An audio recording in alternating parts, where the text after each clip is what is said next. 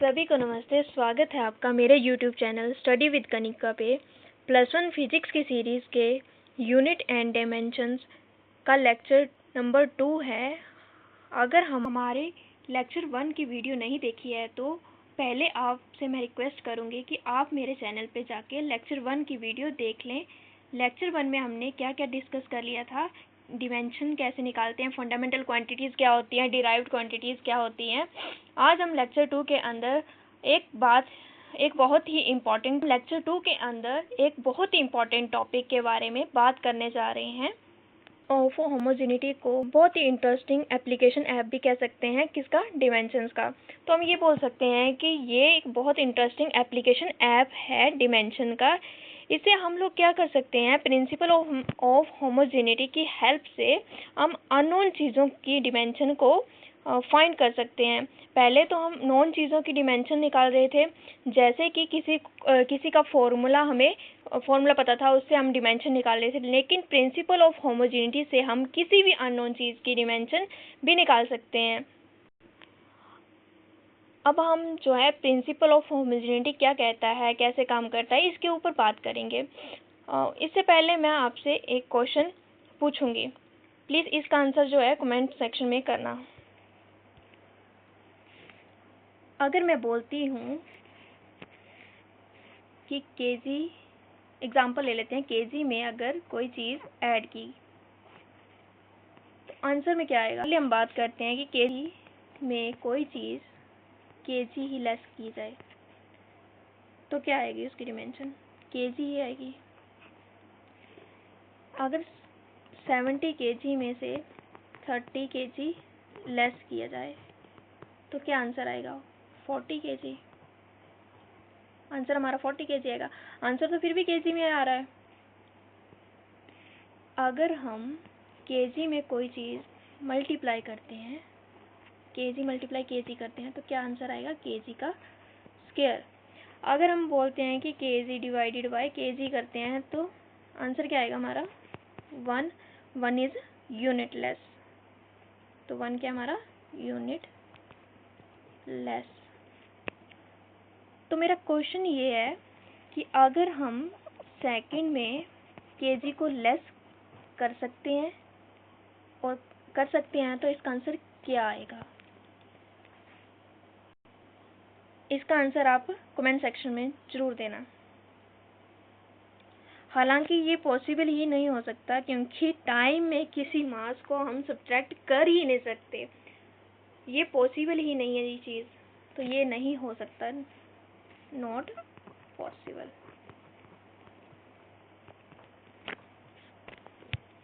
ये यूनिट की जो मतलब डिमेंशंस है वो सारी की सारी जो है इक्वल होंगी। मेरा एग्जाम्पल देने का यही मेन मोटिव था कि जब दो सेम यूनिट आपस में ऐड होती हैं, सब्ट्रैक्ट होती हैं या इक्वेट होती हैं, तो दोनों की अगर यूनिट इक्वल है तो उनकी जो डिमेंशंस भी जो है वो इक्वल ही होंगे। According to principle of homogeneity in any equation, each term which is added, subtracted or equated have equal dimension। इस बात को समझिएगा कि ये जो टॉपिक है बहुत ही इजी है। इसकी हम एग्जांपल से मैं आपको समझाती हूँ। अगर मैं ये कहूँ कि ये टॉपिक बहुत इजी है, फॉर एग्जांपल सबसे पहले मैंने कोई भी रैंडमली इक्वेशन बना दी है। इस इक्वेशन के अंदर हमारे पास 3 टर्म है। टर्म कौन सी है, A B C square under P Q. ये हमारे पास 3 टर्म है इस एक इक्वेशन में। हमारे पास ये इक्वेशन हमने बना दी है कोई भी रैंडमली।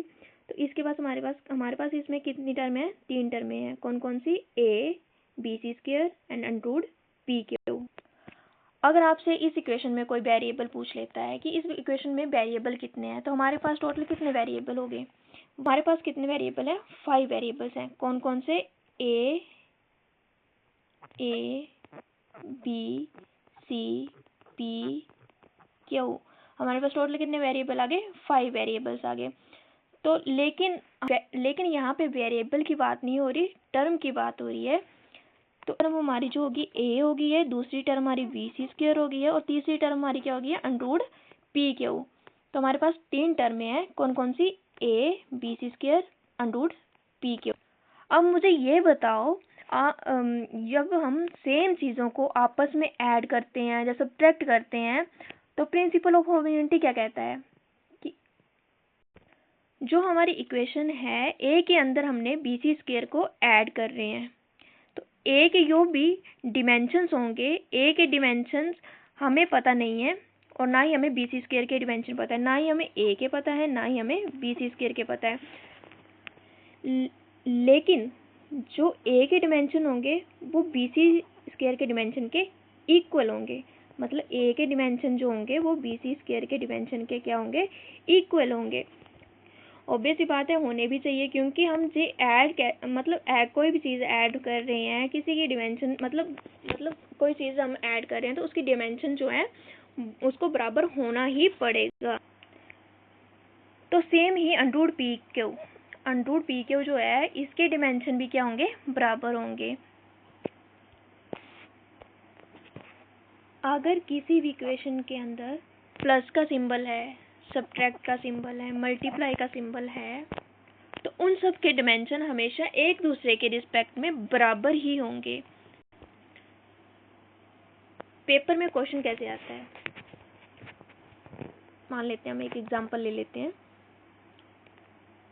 एग्जांपल लेते हैं, इसे सपोज करो P square plus Q upon T equal to A upon X Y. सबसे पहले हम इस इक्वेशन में देखेंगे कि कितनी टर्म है। तो आप सभी को पता है कितनी टर्म है इस इक्वेशन में, कितनी टर्म है, 1 2 एंड 3। तो हमारे पास 3 टर्में होगी, कौन कौन सी होगी, P square Q by T A Y X Y. P square की डिमेंशन और क्यू बाई टी की डिमेंशन जो है बराबर होंगी किसकी डिमेंशन से, ए अपॉन एक्स वाई की डिमेंशन से। मतलब जब दो टर्म क्या हो रही हैं, ऐड हो रही हैं, दो टर्म क्या हो रही हैं, ऐड हो रही हैं, तो उनकी डिमेंशन भी क्या होगी, आपस में बराबर होनी चाहिए। अगर ये इक्वेट हो रहे हैं तो तीनों ही डिमेंशन आपस में बराबर होनी चाहिए। लेकिन ये हमारे कैसे काम आएगा, इससे हम कैसे अननोन चीज़ों की डिमेंशन निकालेंगे, आज हम इससे 1-2 क्वेश्चन करेंगे जिससे आपको और ज़्यादा अंडरस्टैंड हो सके। क्वेश्चन ऐसे आता है कि calculate the dimension of P and Q, मतलब किसी की भी डिमेंशन निकालने में। एग्जांपल ले लेती हूँ, पी और क्यू की निकालनी है, तो पी वाई में टाइम ले लेती हूँ, P Y time plus velocity का मैं स्क्वायर कर देती हूँ इक्वल टू फोर्स वाई मैं ले लेती हूँ, क्यू ले लेती हूँ। एग्जाम्पल क्या ली थी हमने, P Y time plus velocity का स्क्वायर, और एक एग्जाम्पल फोर्स अपॉन क्यू। अगर हमें डिमेंशन निकालनी है पी और क्यू की, तो हम किस चीज़ का यूज़ करेंगे, तो ऑब्वियस ही बात है कि प्रिंसिपल ऑफ होमोजेनिटी का यूज़ करेंगे। सबसे पहले हम बात करते हैं पी वाई टाइम और वेलोसिटी के स्क्वायर की। तो ये क्या होगा, यूनिट सेम है तो डिमेंशन भी क्या हो जाएंगी, सेम हो जाएंगी। दोनों की यूनिट सेम है तो डिमेंशन भी क्या होगी, सेम हो।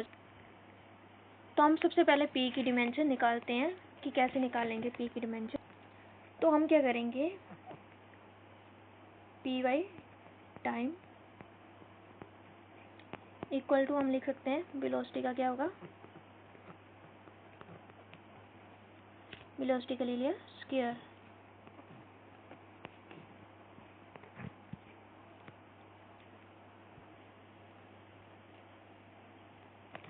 पी की डिमेंशन निकालनी है तो पी को हम एज इट इज क्या होती है, कैपिटल टी।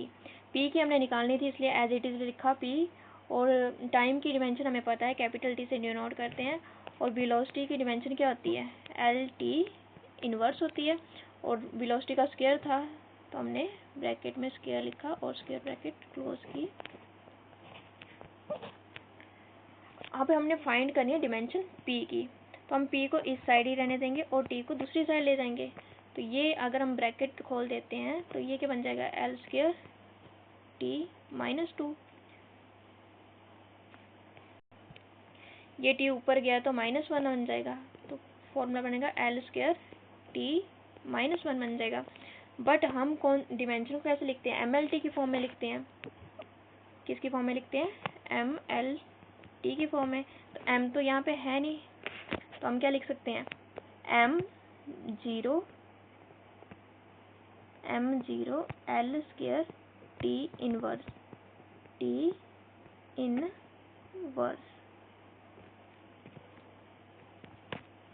मैं यहाँ पे लिख देती हूँ, साइड में क्या लिखेंगे, क्या बनेगा ये फॉर्मूला हमारा, m0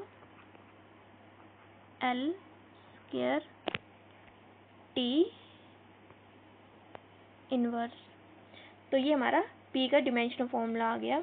तो हमें पता भी नहीं है p है क्या है, अभी तक हम मतलब नॉन क्वांटिटी की डिमेंशन निकाल रहे थे, बट प्रिंसिपल ऑफ होमोजेनिटी की हेल्प से हम क्या कर रहे हैं कि अननोन क्वांटिटी की डिमेंशन निकाल सकते हैं। तो p भी अननोन क्वांटिटी है, तो इसी तरह हम q की भी सेम वैसे ही निकालेंगे।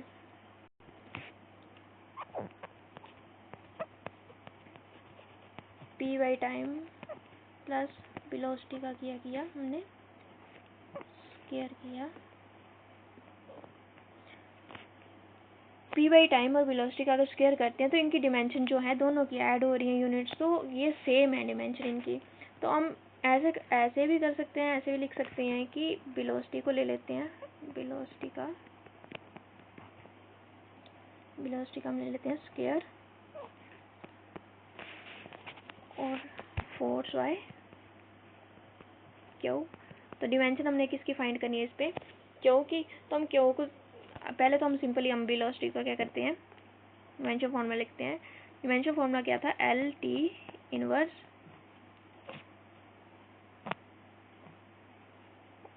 स्क्वायर इक्वल टू, और फोर्स का फॉर्मूला हमने पिछली क्लास में ड्राइव किया था, dimension formula M L T inverse 2 square bracket और क्यू को एज इट इज लिखा क्यू।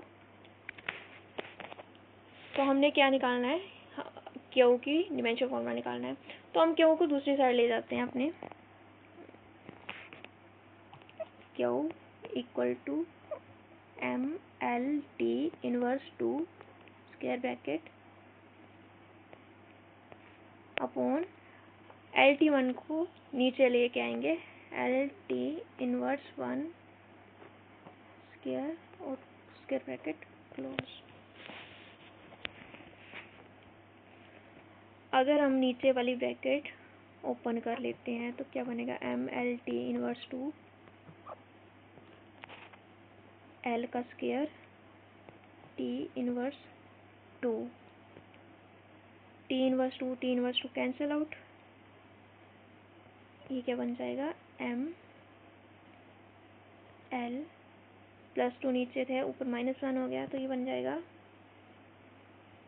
-2 + 1 इज -1 और टी हमारी क्या है, टी इज 0, टी हमारी आ गई 0। क्यू का डिमेंशन फॉर्मूला क्या बना हमारा, एम एल इनवर्स टी 0, ये हमारा क्यू का डिमेंशन फॉर्मूला आ गया। लेकिन एक क्वेश्चन और भी यहाँ से डिराइव होता है, जैसे हमें किसी की डिमेंशन को होता है, जिससे हमें बोला होता है कि किसी भी डिमेंशन को निकालने के साथ साथ हमें मतलब अननोन क्वांटिटी का भी पहचाननी होती है उसकी। तो एक एग्जांपल ले लेते हैं, जैसे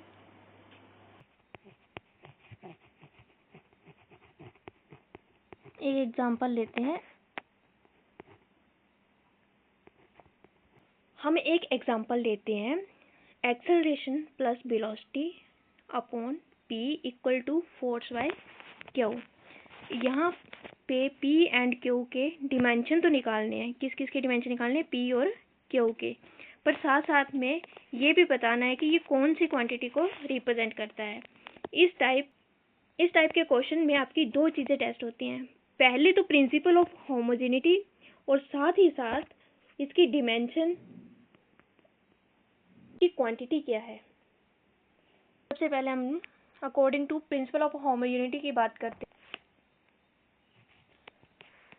acceleration equal to velocity by p।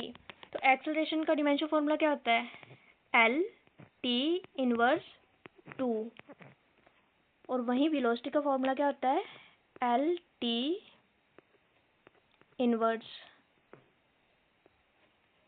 Divided by p।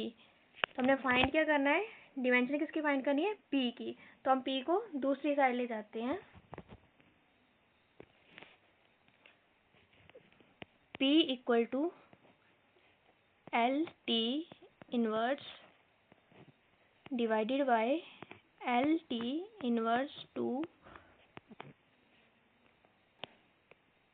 l से l cancel out, p equal to t -1, ये -2 ऊपर गया, +2,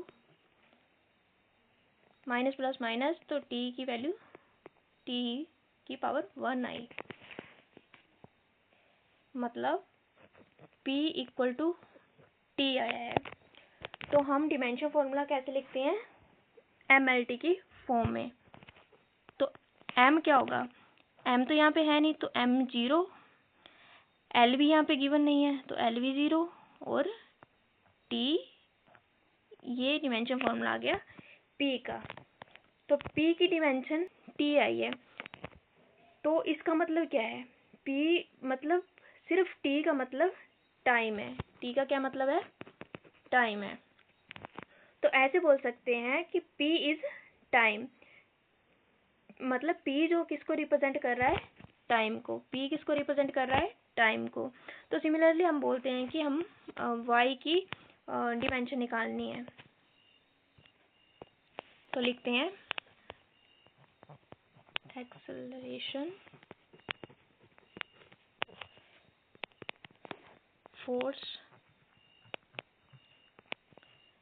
डिवाइडेड बाय क्यू। तो एक्सेलरेशन का डिमेंशन फॉर्मूला क्या होता है, एल टी इनवर्स 2, और फोर्स का होता है एम एल टी इनवर्स 2,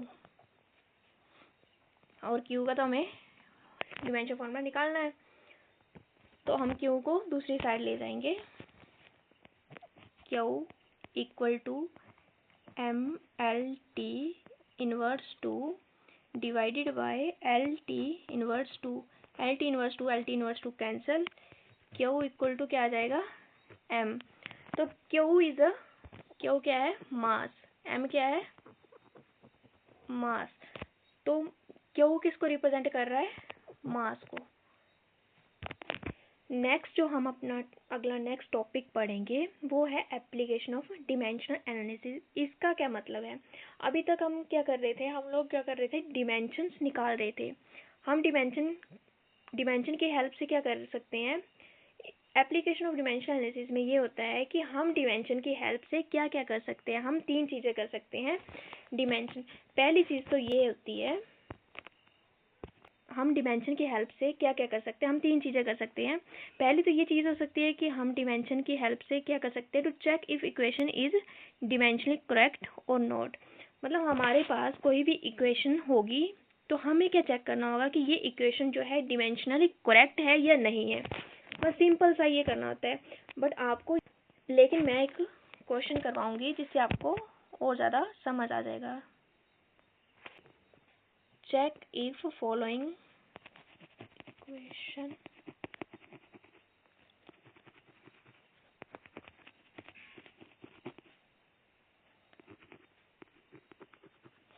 तो क्वेश्चन पेपर में आता है, सिंपल क्वेश्चन लिखा होता है, check of following equation are correct और नॉट, सिंपल ही लिखा होता है। तो एक एग्जांपल मैं ले लेती हूँ, एक question, M G H equal to force into displacement. तो हमें ये चेक कर मतलब सपोज किया ये क्वेश्चन कि डिमेंशनली करेक्ट है या नहीं है। ये टॉपिक बहुत ही इजी है और स्कोरिंग है, मतलब वीक से वीक बच्चा भी इसमें मतलब अच्छे मार्क्स ले लेता है। ऐसे क्वेश्चन में क्या करते हैं कि हमने जिसमें चेक करना है कि डिमेंशनल करेक्ट है या नहीं करेक्ट है, तो हम मतलब तो ऐसे केस में हम जो है सबसे पहले क्या करते हैं, लेफ्ट हैंड हम क्या करेंगे, लेफ्ट हैंड साइड की डिमेंशन और राइट हैंड साइड की डिमेंशन निकालेंगे। उससे ये पता चलेगा कि अगर ये इक्वेशन जो है इक्वल आती हैं, दोनों इक्वल आती हैं, तो क्या होगा, ये डिमेंशनली करेक्ट है इक्वेशन। अगर दोनों इक्वेशन इक्वल डिमेंशन निकालेंगे, अगर इनकी डिमेंशंस इक्वल आएंगी दोनों साइड में, तो ये क्या है, डिमेंशनली करेक्ट है ये इक्वेशन हमारी। तो हम इक्वेशन लेफ्ट हैंड साइड की इक्वेशन लेते हैं। तो हम लेफ्ट हैंड साइड की इक्वेशन लेते हैं। लेफ्ट हैंड साइड की क्या थी, एम जी एच। तो एम की क्या होगी, dimension M capital M, G L T inverse 2,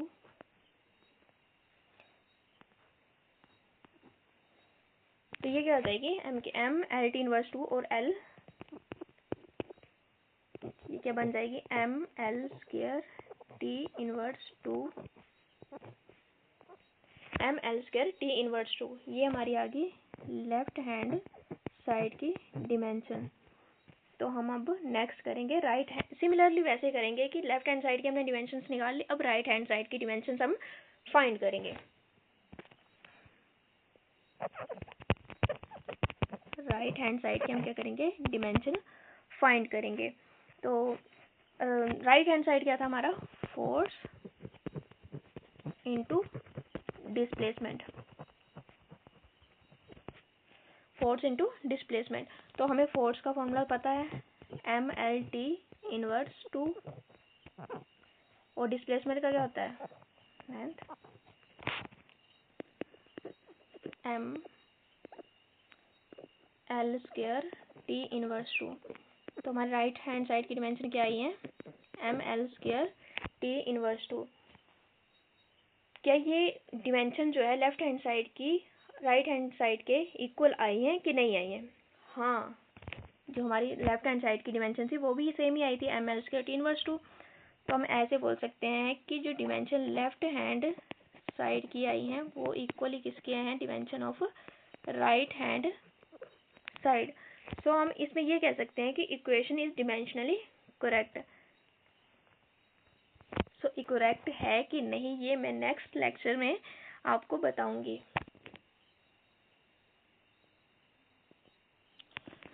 आज का लेक्चर हमारा यहीं पे ख़त्म होता है। अगर आपको मेरी वीडियो अच्छी लगी हो तो please like, share and comment.